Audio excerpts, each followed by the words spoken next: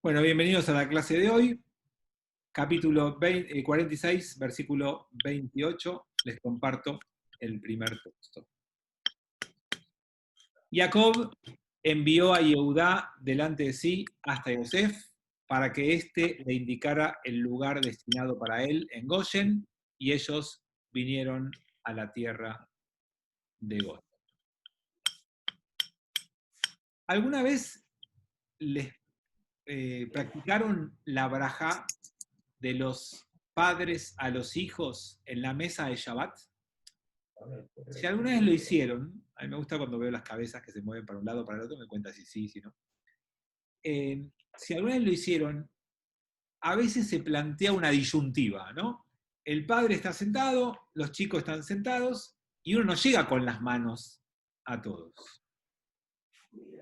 ¿Se para el padre y va hacia los chicos, o se paran los chicos y van hacia el padre?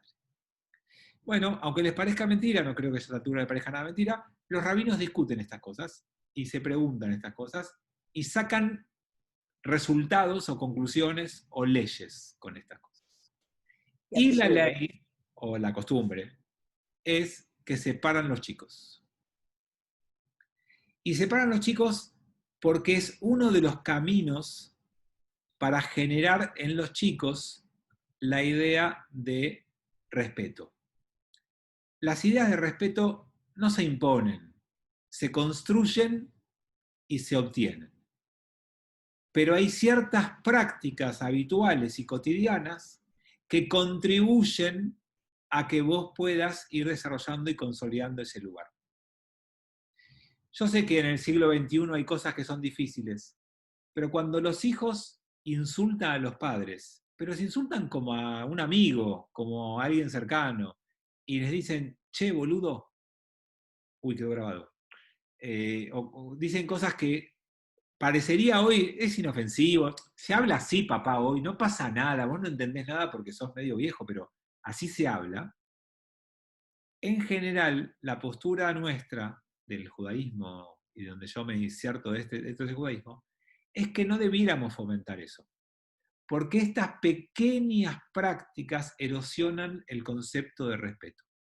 Y el respeto se consigue cuando uno, antes de dirigirse al otro, piensa cómo debe hacerlo.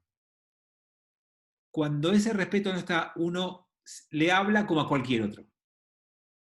Y lo que uno a veces tiene que conseguir es que nuestros hijos tengan hacia nosotros cierto respeto, que empiece por preguntarse antes de dirigirse a nosotros cómo deben hacerlo. Y si bien esto no es absoluto, ni mágico, ni porque no te digan che tarado, entonces significa que te respetan, absolutamente, por supuesto que no es así, no hay en esto un fundamentalismo. Es uno de los pequeños gestos que los rabinos fueron encontrando en las épocas para lograr esto. Ahora, si alguno dice, pero espera, repensemos lo del siglo XXI, me parece bien, estoy de acuerdo. No digo que está prohibido ciertas cosas. Lo que sí me parece interesante es que los rabinos siempre pensaron que los hijos deben mostrar hacia sus padres cierto respeto que se manifieste en pequeños actos cotidianos. Esto que a veces decimos el Día del Padre y de la Madre no es un día al año, son todos los días al año, eso que uno dice como frases hechas y demás. Bueno, en parte ahí tenemos algo de todo este saber judío aplicado a esto. Se proponen prácticas de respeto en pequeños actos cotidianos. Esperen que tengo varios chats, vamos a ver qué dicen los chats mientras seguimos admitiendo gente. Fabi, ¿cómo hacemos con la altura de mis hijos? Te subiste un banquito, no pasa nada. Betina o Gaby, no sé quién lo puso, pero sí, es verdad que los chicos son muy altos. Dani pone, estoy podrido de discutir este tema con los no sé qué de mis hijos. Muy bien los rabinos. Bueno, Dani, acuerdo con vos, cuando quieras voy y hablo con tus hijos. Supongo que será Sherry o Karina. Acá dice Ian, pero no creo que Ian esté en la charla, debe ser algunos papás, o Karina o Sherry. Pero también aplica respeto de los padres hacia los hijos. Ah, perdón, decía, soy Karina desde la compu de mi hijo. Sí, absolutamente de acuerdo. Es más, vos el respeto te lo tenés que ganar. Y si vos faltás el respeto, perdés respeto. Por lo tanto, eso es algo que es indiscutible y es ida y vuelta y se construye una relación y no es unidireccional y no es arbitrario y no es caprichoso y no es a cualquier costa, sino que debe ser mutuo, de ida y vuelta y debe ser construida una relación. Pero ese encuentro de respeto tiene pequeños detalles. Uno es ese que les acabo de decir. De ahí se desprende que es el hijo el que debe acercarse al padre y no el padre al hijo cuando están en alguna situación de distancia o de lejanía. No, no por alejarse peleados, sino uno tiene que hacer el esfuerzo, el que debe ser es el hijo. ¿Por qué? Porque el hijo debe esforzarse por transmitirle a su padre ese respeto, y son sus pequeños actos en lo que lo hacen. Entonces, esa es la propuesta. Obviamente que no es que es absoluta y terminante.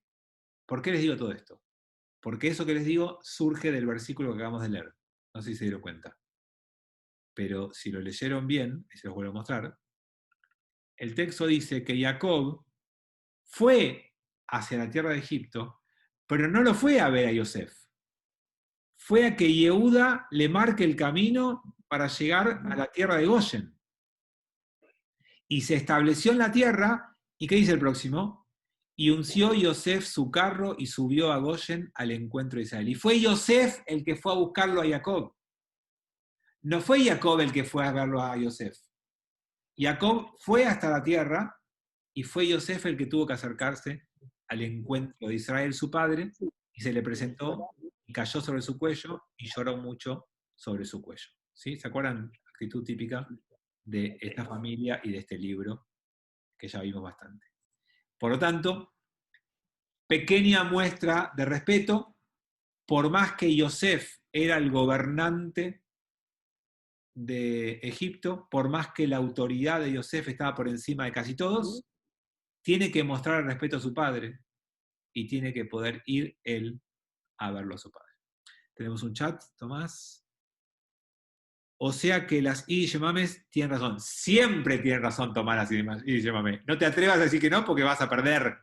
En cualquier discusión todos perdemos, siempre tienen razón. Y Fer pone, también porque es bueno hacer un esfuerzo para recibir una bendición. Empezar con trabajo y luego repensar. Pero vos estás adelantando, estás expoliando la lectura, Fer. ¿Quién dijo que hay una bendición acá? Muy bien, Fer, pero estás expoliando. Cari pone que le gustó y Fer pone. Muy bien, bueno, ok, sigamos. Entonces estamos con un texto en donde se va a producir un reencuentro después de mucho tiempo. 30. Y dijo Israel a Yosef, ahora moriré tranquilo, ya que he visto tu rostro, pues que tú vives aún. Yo no sé si alguno de ustedes se acuerda o no, pero cuando empezamos a leer Bereshit, la primera letra de la Torá, yo les mostré la forma de la letra. Muchos de ustedes ni estaban, algunos de ustedes ni habían nacido. Pero yo les mostré la forma de la letra y les dije que estaba cerrada, cerrada y cerrada y que solo estaba abierta hacia adelante. Y ahí vimos que el judaísmo tiene una obsesión por la próxima generación, hacia el futuro. Y después cuando leímos el relato de Abraham, cuando Dios le pide que mate a su hijo Isaac, vimos que con el juego de los animales se sacrificaba al grande y se dejaba vivo al chico. Y de ahí la cultura judía tiene la idea de que son los adultos los que se sacrifican por los jóvenes. Así como el joven debe mostrar el respeto al adulto, el adulto debe esforzarse por el bienestar del joven. Y es el adulto que puede sacrificarse en pos del joven. Entonces, Yosef hizo el esfuerzo para mostrar respeto. Y Jacobo, Israel, le contesta, si vos estás vivo, yo ya puedo morir tranquilo. Mi vida tiene sentido si vos continuás con mi vida. Deposita en la vida del hijo la trascendencia de su alma. Y por supuesto que esto es una idea judía que no debe ser exclusivamente judía, pero nosotros la tenemos. No tiene por qué ser exclusiva nuestra, ni original nuestra, ni nada por el estilo. Pero nosotros la tenemos y la cuidamos mucho. Como pueblo y como cultura. Después cada caso es único, es independiente, y cada uno hace lo que puede con su vida y trata con sus hijos como puede. Pero como cultura judía, ponemos mucho esfuerzo en la continuidad de nuestros hijos. Sí, alguna vez se los conté. Yo charlo con algunos amigos para saber si la obsesión judía de comprarle a tus hijos un departamento o ayudarlos económicamente o comprarles, pagarles estudios y demás, es una obsesión solo judía o especialmente judía. Si la cultura nuestra nos impone que tenemos que dar todo por ellos y dejar todo lo que podamos para que ellos no sufran lo que nosotros sufrimos, si es muy nuestro solamente o también es de otros. Yo no sé si es de otros, de otra cultura, pero sí estoy convencido de que es muy de nuestra cultura. Y hay ahí un gran condimento cultural judío. Acá me pusieron algo. Armando me pregunta si todo esto lo dice adelante los demás hijos. Por ahora están ellos dos solos. Veremos qué pasa con los hermanos. Y dijo Yosef a sus hermanos y a la casa de su padre: Yo subiré y anunciaré al faraón y le diré: mis hermanos y la casa de mi padre, que estaba en la tierra de Canaán, han venido a mí. Y los hombres eran pastores de ovejas, pues eran ganaderos y habían traído su ganado menor y su ganado mayor y todo lo que tenían. Y será que cuando os llamare el faraón y os dijere: ¿cuáles son vuestras ocupaciones? Responderéis: ganaderos han sido tus siervos desde nuestra mocedad y hasta ahora, tanto nosotros como nuestros padres, para que podáis habitar en la tierra de Goshen, porque abominación para los egipcios es todo pastor de rebaño. Todos ya lo sabíamos, por eso leí rápido. Todo esto ya se había hablado. Pero como estamos hablando de respeto, y del respeto de los hijos a los padres, y el respeto de los padres a los hijos en la tarea en la que se hacen responsables, de acá también aprendemos un concepto que va a desarrollar después el Talmud, no de acá, pero lo va a sacar el Talmud como concepto, que es Dina de Malhuta Dina. Y fue justo el concepto, ahora se los explico a los que no lo sabe, pero la mayoría lo sabe, es justo el concepto que se aplicó en el casamiento judío o en los casamientos judíos que hubieron la semana pasada en Flores y el 11. Todos vieron en los medios de comunicación los casamientos que por suerte desaparecieron. Tuvieron 2 días en todos los medios y ahora parece que no están más. ¿Qué significa Dina de Malhuta? Dina significa que los judíos tenemos que aprender que cuando vivimos en un país donde hay otro gobierno, la ley de ese gobierno es ley para nosotros. Eso es una ley judía. Si vos querés ser un buen judío, tenés que respetar la ley del país en donde estás viviendo. Eso es ley. No es opinable, la halajá no está por encima, y el ejemplo más duro y más fuerte que hay con esto, también época de tema del día, ustedes saben que los protocolos del COVID-19 se fueron escribiendo muy sobre la marcha en el último tiempito, y uno de los protocolos rápidamente escritos en el comienzo de la pandemia decía que todos los cadáveres del COVID-19 debían ser incinerados, debían ser quemados, para evitar la propagación de la enfermedad contagiosa. Finalmente no fue el protocolo que se aprobó, pero cuando apareció esta luz, enseguida nos contactamos a los rabinos para que demos nuestro veredicto. ¿Qué pasaría en caso de que el gobierno obligue la cremación de los enfermos, de los cadáveres de los enfermos? No se llegó a aplicar ese protocolo, pero sí se aplica un protocolo. ¿Saben qué dice el protocolo de hoy? Que se hacen entierros sin el lavado. Para que no se contagie nadie y no haya más tiempo del cadáver, no se hace el lavado ritual. ¿Y saben qué? Los rabinos lo tuvimos que autorizar. No nosotros los liberales, todos, los ortodoxos también. hoy en Tablada no se hace lavado ritual. Entonces, la ley de tu país está por encima de tu ley religiosa. Y fíjense que la ley religiosa judía contra la cremación es fortísima. Sin embargo, si estás obligado porque las condiciones del país lo imponen, tenés que hacerlo. No significa que no puedas intentar cambiarlo, negociar, pelear, discutir, argumentar, todo lo que quieras. Pero la sentencia final es la del juez y no la del rabino. Y eso lo ven en el versículo. Yosef acordó todo con el faraón. Pero ¿sabes qué?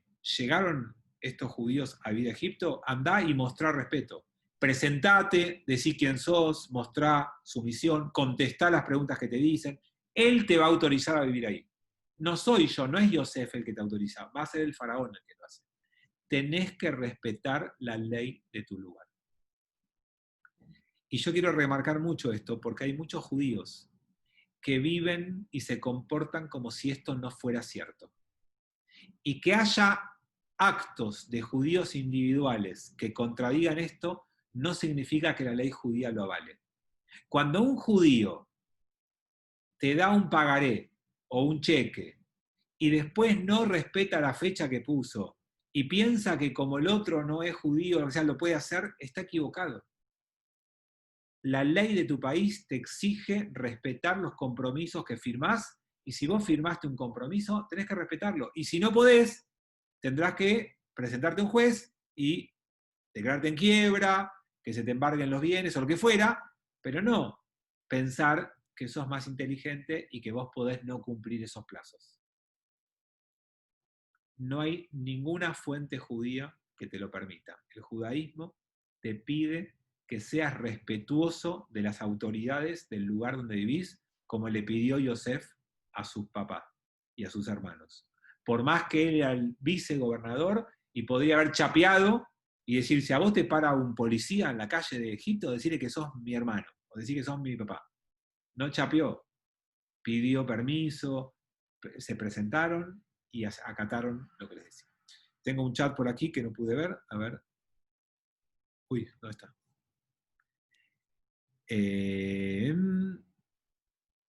¿Cuál fue el último? Betina, creo que tenemos que pasar. Yosef dice, mis hermanos por un lado y la casa de mi padre por el otro, los separará. Ahora vamos a eso, Betina, gracias por marcarlo. Y Fer dice, ¿y qué pasa en contextos de prohibición?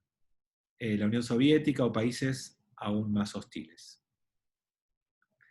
Cuando la ley te impide, pensemos en el caso de Alemania, la Alemania nazi, cuando la ley te impone restricciones al ejercicio de tu judaísmo, vos tenés que salvar tu vida por encima de todo. Entonces, si vos no podés ejercer tu judaísmo en un lugar bajo pena de muerte, no podés dejarte morir por esto. Por supuesto que si podés emigrar a un lugar donde puedas vivir tu judaísmo, tenés que hacerlo. Pero si no tenés la posibilidad, tenés que salvar tu vida y protegerla. Vamos a ver lo que Betina planteaba en el texto mismo, donde dice, creo que es el anterior, ¿no? Si no me equivoco. A ver. Vamos a retroceder uno. Y dijo Yosef a sus hermanos y a la casa de su padre.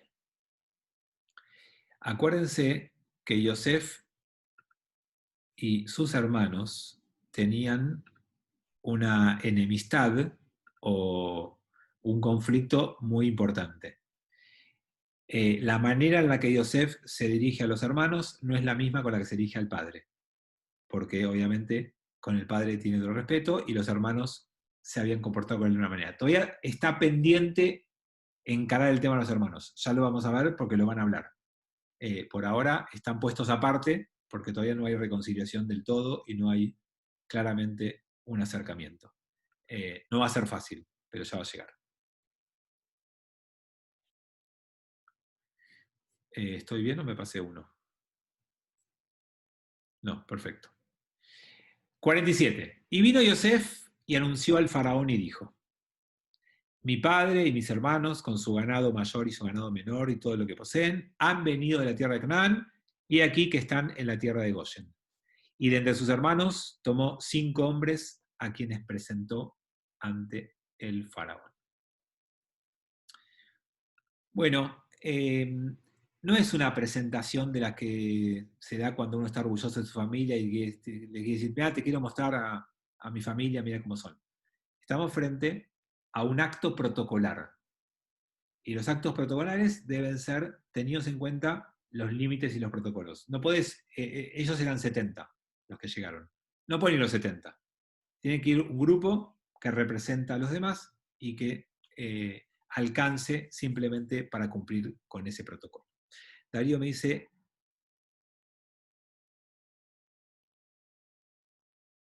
¿la halajá que dice que no puedes dejar tu identidad judía ante el peligro de muerte? Ah, esperen que tengo otro más antes. Valeria dice, ¿y la muerte al Kiddush Hashem? Bien. En la Edad Media se provocó un conflicto con una ley judía respecto a este tema. Abrimos un paréntesis, pero si hay inquietud y es de judaísmo, es de Torah, lo podemos ver.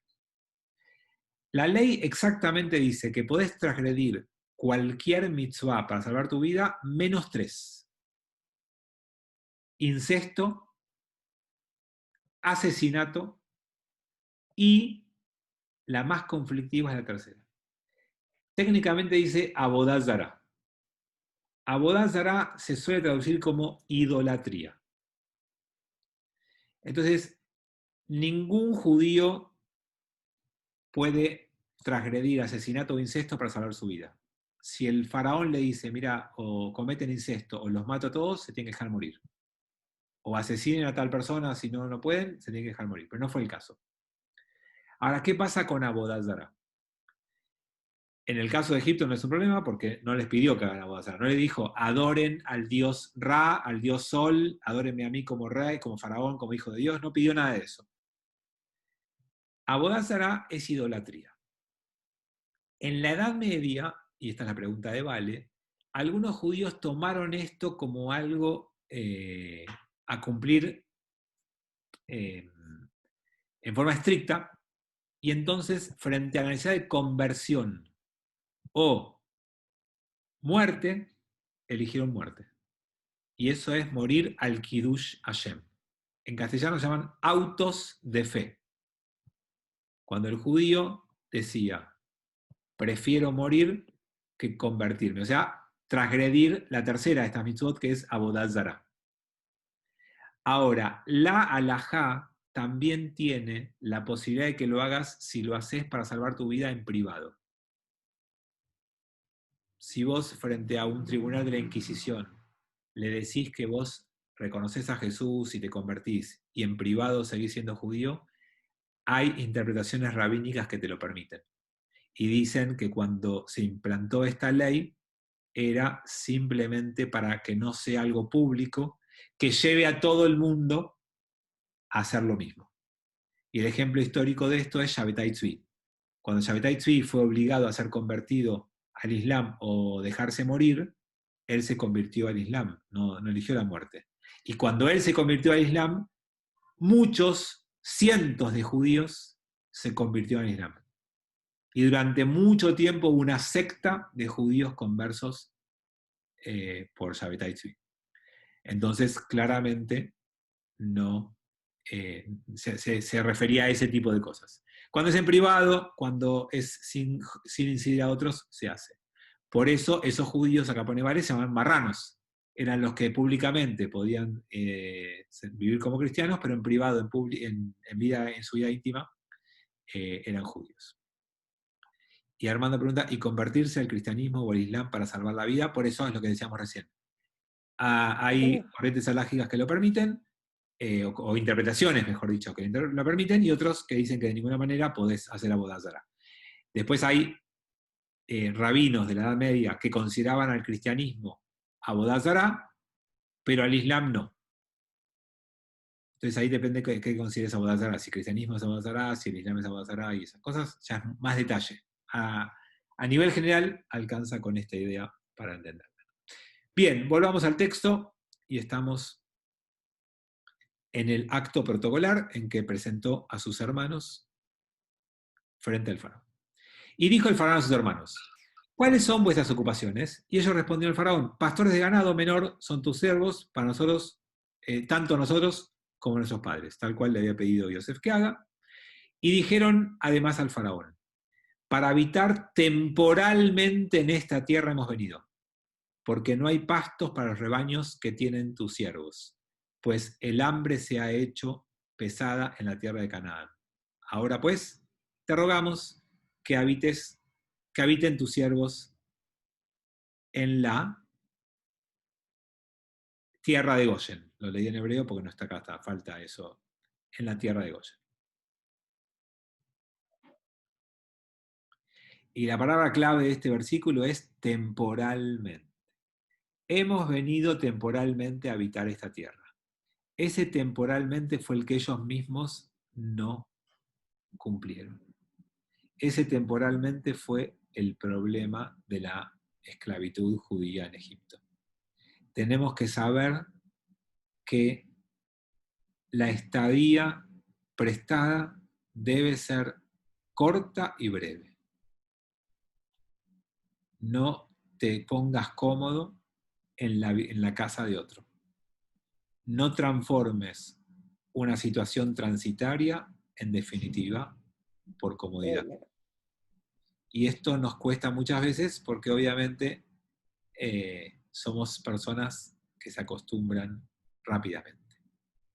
Por lo tanto, la situación transitoria debe ser transitoria y la situación permanente debe ser permanente. No mezclemos, no confundamos. Valeria pone, ¿y matar en defensa propia? Sí, eso se puede, por eso lo que no se puede es asesinar.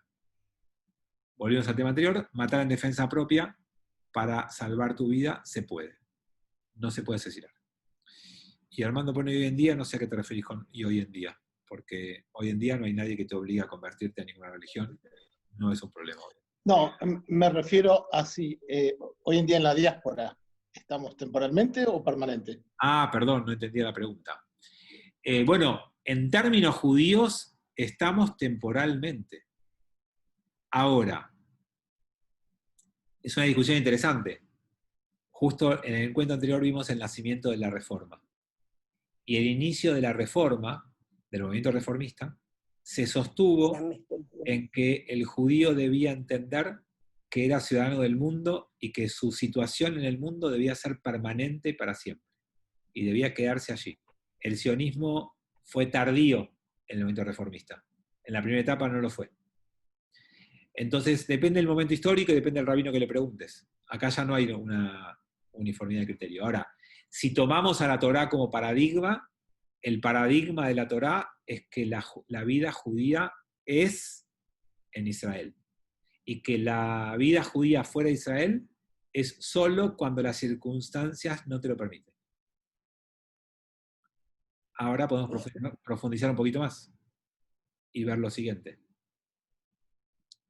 En ningún lugar dice que la Torá debían haber sido los primeros 5 libros y no los 6.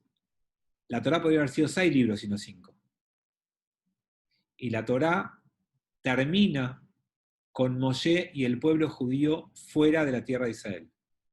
Y el 6.º libro es cómo los judíos conquistan y se establecen en la tierra de Israel.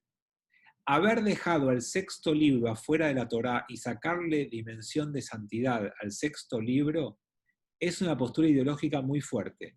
Y si decimos que eso lo hicieron los rabinos del Talmud, y si decimos que los rabinos del Talmud escribieron en el exilio, en Babilonia, entendemos que allí hubo una intencionalidad adrede de decir que la vida judía es tan válida dentro como fuera de Israel. Pero sepan que está súper discutido. Hay una cita del Talmud que dice: vivir en Israel es como cumplir con todas las mitzvot juntas, por ejemplo.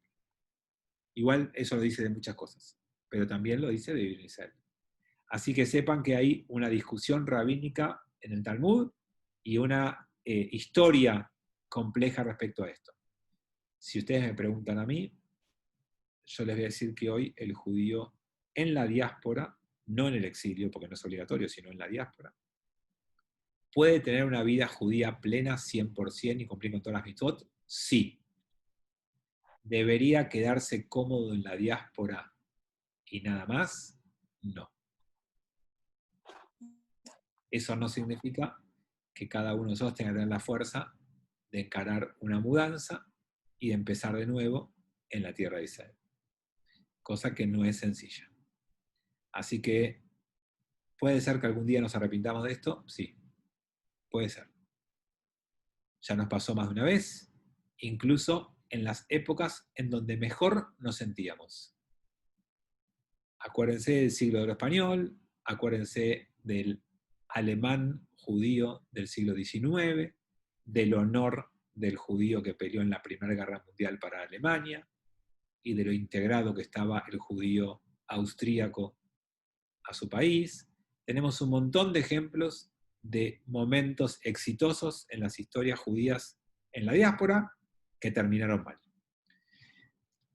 Karina dice que la vida es temporal, por supuesto. Y Tomás dice, ¿podés por favor explicarnos cómo se interpreta la historia de Rabbi Amnón de Maguncia? El Rabbi Amnón de Maguncia es el autor de Unetane Tokef, el texto que cantamos en Yom Kippur, que tiene una fuerza tremenda. Y la historia es que vinieron a convencerlo de convertirlo al cristianismo más de una vez, y él los rechazaba siempre. Y una vez, para sacárselos de encima, dijo, bueno, déjamelo pensar 3 días. Y cuando se fueron, se arrepintió profundamente de haber dudado de su judaísmo y de haber pensado que podía convertirse a otra religión. Y para castigarse al mismo, cosa que no está permitido y que no va con el halajá y que tampoco es un relato aparentemente histórico, sino que es más un relato agádico, midrágico, que no es real, que no es histórico, se mutiló y terminó muriendo. El suicidio está prohibido, él no se convirtió, no hizo Avodat Zará, simplemente pidió días para meditar el ofrecimiento que le estaban haciendo. Y después se sintió tan defraudado con él mismo por haber pedido eso, que se mutiló él mismo y terminó quitándose la vida. No es para nada una actitud a emular, a copiar o a tomar como ejemplo, es simplemente una muestra de la pasión que en algunas personas despierta su vida judía y de hasta dónde llega, cosa que no es siempre buena. El texto, pero se tomó pero se tomó en la tradición se tomó con tanta fuerza para una tefilá, algo que en realidad alágicamente no estaría avalado. No, pero la tefilá no habla de su vida. La tefilá, lo que él escribió es maravilloso. Nos enfrenta a todos al dilema y la incertidumbre del comienzo de un año. Habla mucho y capta muy bien la esencia humana. Todo aquel que empieza un año nuevo, un proyecto nuevo, una etapa nueva, tiene un nivel importante de incertidumbre. Y en Rosh Hashanah, en Yom Kippur, se huele eso en el ambiente, sobre todo hablamos del día del juicio, se va a decretar nuestro destino. Todo eso lo resumió maravillosamente bien. Lo que se incluyó en el Maxor es ese texto, esa tefilá. No él como ejemplo de vida. Lo que pasa es que el Maxor nuestro tiene la historia de él como ejemplo de pasión. Pero eso ya es el editor de nuestro Maxor, nada más. No es que esos están todos los Maxorim. Si me preguntan a mí, yo sacaría la historia. Y de hecho, en algunos templos se contaba esa historia con orgullo en un momento del servicio, y nosotros la mencionamos al pasar sin hablar en detalle de lo que hizo o no hizo, y no lo leemos públicamente en la ceremonia, porque como simbolismo del amor y de la pasión y del texto, buenísimo. Ahora, nunca nadie debe poner en peligro su vida por esas cosas. No lo hagan, ¿eh? Esto es como las publicidades cuando dice no lo practique en su casa, ante cualquier duda consulte con su rabino y esas cosas. No lo hagan, y si no, llámenme porque es un peligro. Bien.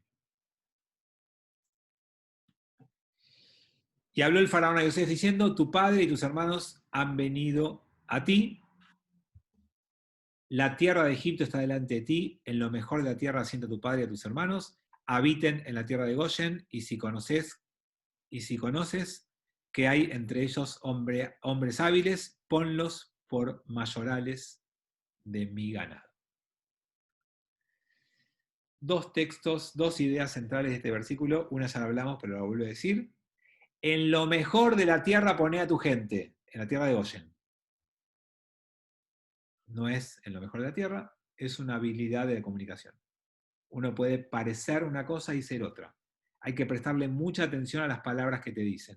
A veces la manera te obnubila y te hace pensar que el otro es muy generoso y es muy dadivoso y es una persona digna de respeto, y en realidad te está engañando y te está llevando con su retórica, con su lenguaje, a convencerte de cosas. Hay que estar muy atento a lo que te dicen. No te dejes iluminar y encandilar por algunas bellas palabras, porque eso es muy común. Él no está haciendo nada generoso y no le está permitiendo que se establezcan en ningún lugar valioso. La tierra que ningún egipcio quiere, anda ahí, porque esa es tierra para una práctica que nosotros no tenemos. Y el segundo punto es algo que estaría muy bueno que tomen en cuenta todos los líderes políticos, que no se hace, obviamente, lo que él hace. Es una crítica al faraón encubierta, este relato. No sé si lo vieron. Pero el pueblo egipcio tiene prohibida la ganadería, porque los animales son sagrados, y estos son los primeros testaferros en la historia. Si alguno de tu familia es buena con los ganados, ponele mi ganado y que lo cuiden ellos. Son mis testaferros. O sea, acá hay indicios de lo que yo les decía, de lo que el faraón va a planear y va a tramar. Si ellos tienen prohibida la ganadería, ¿cómo que se hagan cargo de sus animales y los hagan pastar como ganado de una práctica de trabajo ganadera? No se puede hacer eso. A los egipcios no lo hacían. El egipcio, el faraón le prohibía a su gente hacerlo porque la ley religiosa lo impedía y él lo hacía. Entonces, el liderazgo obviamente tiene la misma responsabilidad que la gente. A veces nos gusta pensar que más, y otras veces al liderazgo le gusta pensar que menos. Yo les propongo que pensar que ni más ni menos, la misma. A veces hay gente que me pregunta a mí, che, ¿los rabinos pueden comer jamón? ¿O los rabinos tienen que comer kasher? La respuesta es los rabinos no, los judíos. La obligación no es del rabino, es de todos. No hay obligación especial y distintiva, es para todos. Entonces, quien no es líder muchas veces acusa a los líderes de hacer cosas que no están bien y ellos son líderes, pero ellos no lo hacen porque no tienen la posibilidad. Si pudieran hacerlo, lo harían. ¿No? Hablamos de corrupción y esas cosas. Y a veces es al revés. ¿No? El líder cree que él está exento, él está más allá. No, las leyes son para la clase baja, para los de abajo. Nosotros estamos por encima de las leyes. Y el judaísmo te dice ni una cosa ni la otra. Las leyes son por igual para los líderes y para la gente común y corriente. Y esto es uno de los grandes temas de revolución del judaísmo. Evitó hablar de castas y evitó de hablar de una ley con diferencias. La ley es la misma para todos. ¿Cuándo y dónde fue esto? Pregunta Claudio. Lo de Maguncia el Maguncia es un lugar en Francia, creo, y estamos hablando del siglo, la Edad Media. Estamos hablando del siglo XV, XVI, por ahí. Quizás un poquito antes. Alemania, tiene razón. Cualquier semejanza con esa realidad, lo de Karina, cosas así. Siglo XIII, en Alemania, ¿seguro? No lo tengo presente, pero puede ser. Gracias. Bueno, volvemos a la Torá.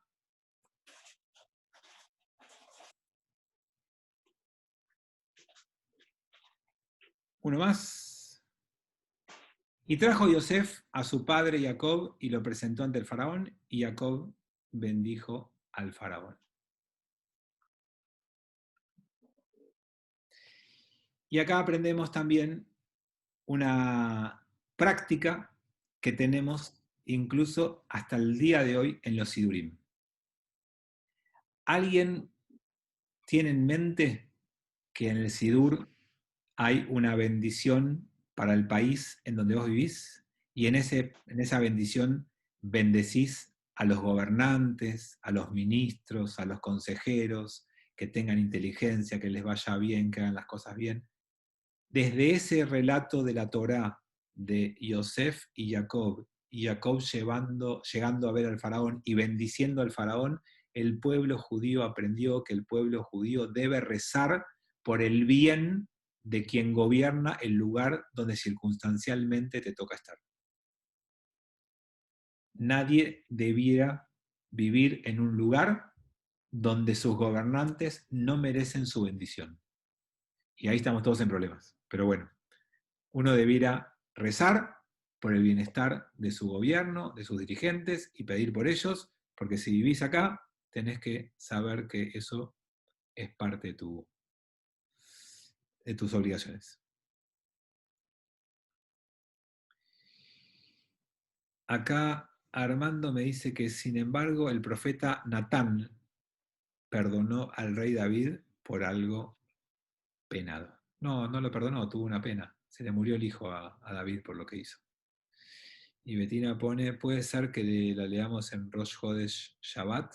No, la oración está en todos los Maxorim, en todos los Sidurim, y se puede leer cuando uno quiera. En algunos lugares se lee todos los sábados a la mañana.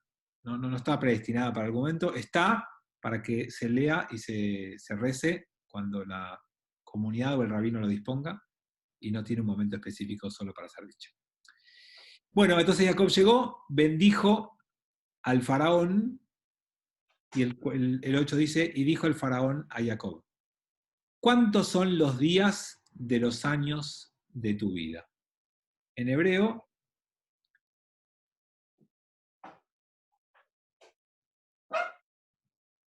Kama Yemei Shnei Hayeja.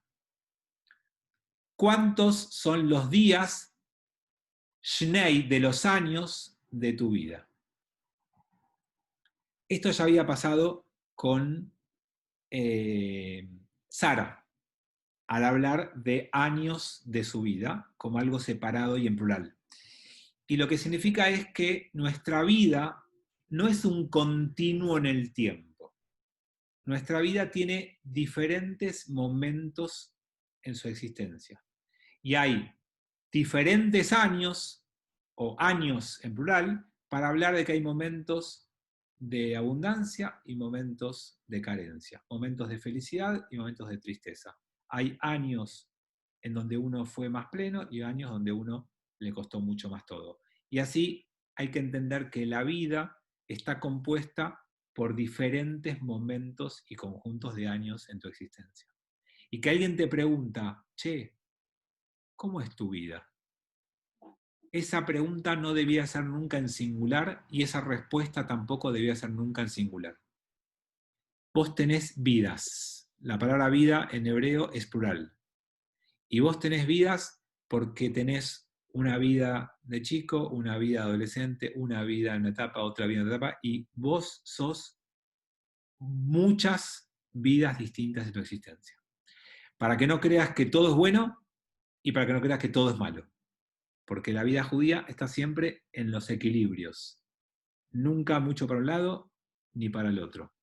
Tenés que saber que tu vida está compuesta por momentos de todo tipo.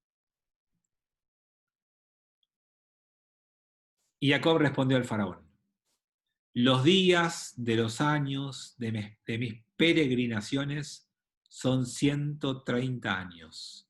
Pocos y malos han sido los días de los años de mi vida, y no han alcanzado a los días de los años de la vida de mis padres en los días de su peregrinación. Dice ahí que no dice.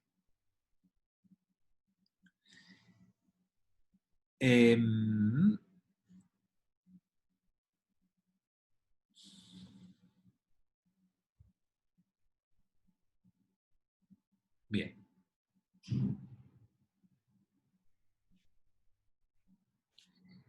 Hagan un pequeño raconto por la vida de Jacob. Se tuvo que ir de la casa del padre porque el hermano lo quería matar cuando era adolescente. Cruzó un desierto muerto de miedo sin saber qué hacer. Se enamoró y se quiso casar y le cambiaron a la esposa.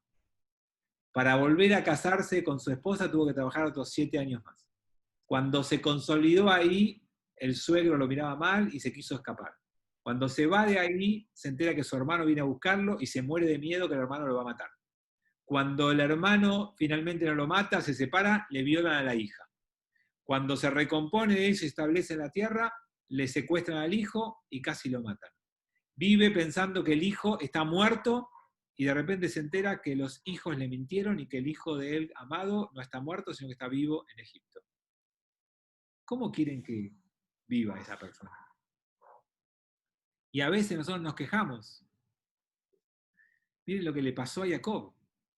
Tremenda vida tuvo, con un montón de situaciones complicadas y también con un montón de momentos lindos, obviamente, pasó de todo.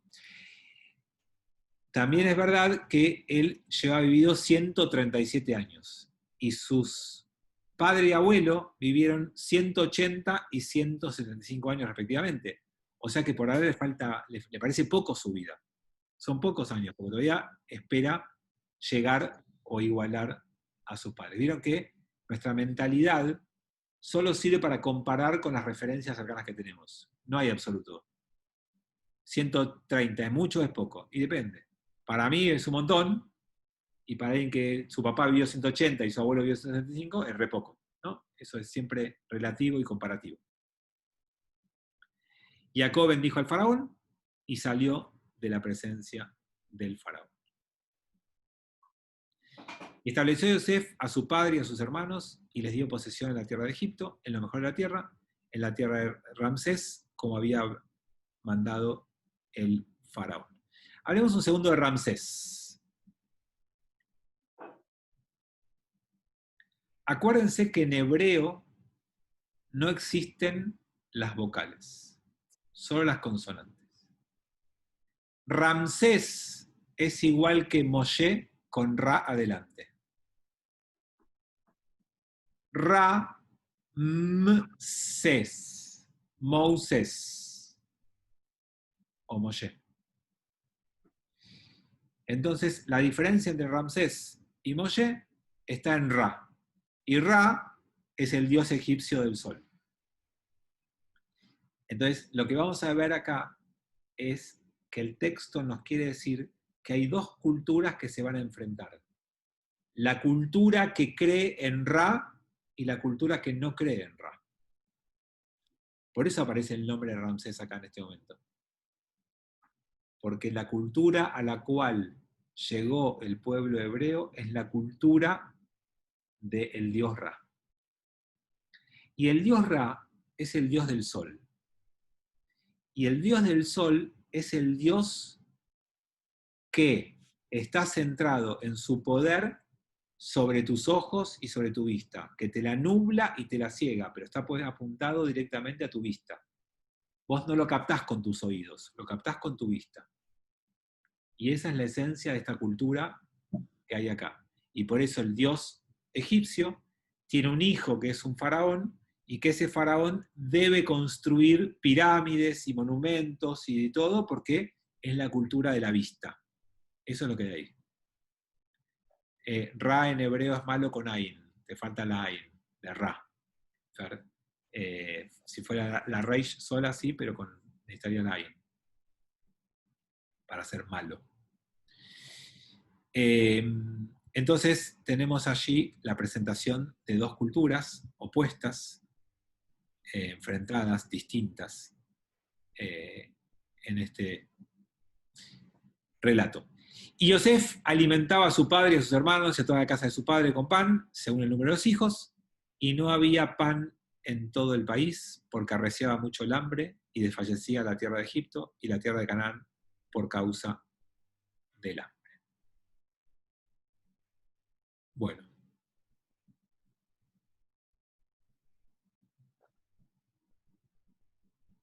Con esto vamos a terminar el encuentro de hoy. El pan, lejem, en la tradición judía es sinónimo de comida. La idea del pan engloba toda la comida. La brajá que vos tenés que hacer cuando comés pan es la brajá que haces para comer toda la comida y después tenés que hacer una bendición para agradecer que comiste todo. Si yo como una fruta, como una verdura, no tengo que hacer todo eso. Todo eso es solo si como pan. El pan en la Torá y en la religión judía es sinónimo de alimentación completa, de toda la comida. No es solamente harina y agua amasada, leudada. Es comida completa. Entonces, Yosef se ocupó de la subsistencia completa en la época en la que no había subsistencia. La gente no tenía para subsistir, había realmente una crisis de sequía muy grande. Entonces, a partir de allí, nosotros aprendemos que los hijos tenemos la obligación de sostener la alimentación de nuestros padres cuando ellos no pueden hacerlo por medios propios. El hijo no está obligado a mantener a su padre siempre o en todas circunstancias.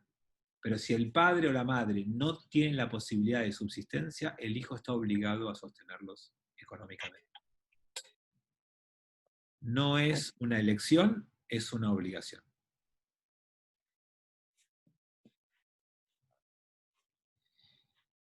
Con esto y esta obligación de Yosef que nos transmite a todos nosotros, sobre todo en estos tiempos de situación económica compleja y difícil, damos por concluido nuestro encuentro de hoy y vamos a ver pronto, la semana que viene seguramente, temas de lo que Fer adelantaba hace un ratito, que tiene que ver con bendiciones y demás de padres a hijos, de abuelos a nietos y todo eso que falta. Así que bueno, estamos terminando el libro de Bereshit, falta poquito. Los saludo. Mañana, a los que quieran hacer la tarde, tenemos un encuentro para hablar sobre energías, Kabbalah y demás. Así que mañana a la tarde en Facebook los espero, y si no, nos vemos en Shabbat o cuando quieran. Cuídense. Perdón, ¿qué número de página? ¿Qué número de página es? Oh, ¿qué pasó? Pasó. Perdón, no sé. Para recordar. 4713. Gracias. Hay que empezar el 14. Ok, gracias. A ustedes. Buenas noches, gracias, cuídense. Chau.